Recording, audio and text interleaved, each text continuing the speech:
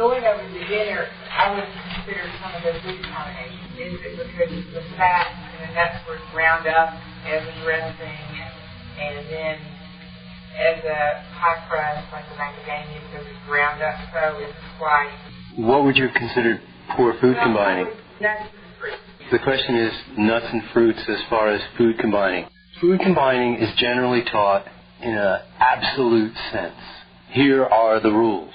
The rules, however, of food combining are much more flexible than that, have much more nuance than that, allow for more segue than people generally comprehend. It's the things that we can do with the English language once we know it that a person who is just learning English can't even begin to do, because all they've learned so far are the rules. You know the exceptions, the nuances. Food combining is very much like a language.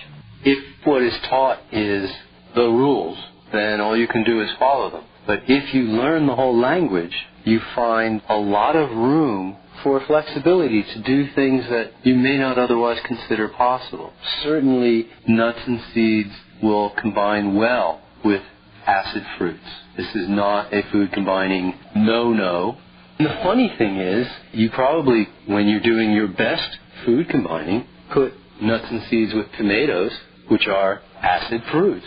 Just never considered the orange as basically being the same as the tomato. What's the difference?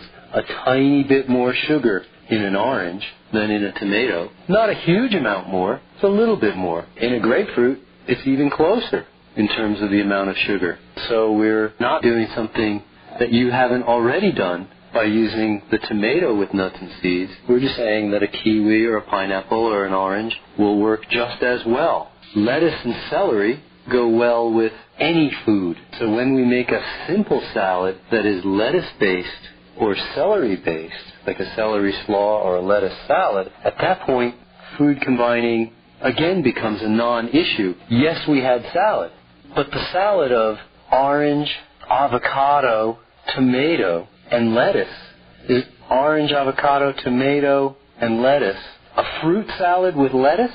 Or is it a green salad with a bunch of fruit? I don't care. I don't even have to figure that out, because I know that lettuce will go with everything. The avocado will go beautifully as well with the tomato as it will with an orange, and we're making quite viable food combinations. The only thing even questionable is putting in fruit as a dessert.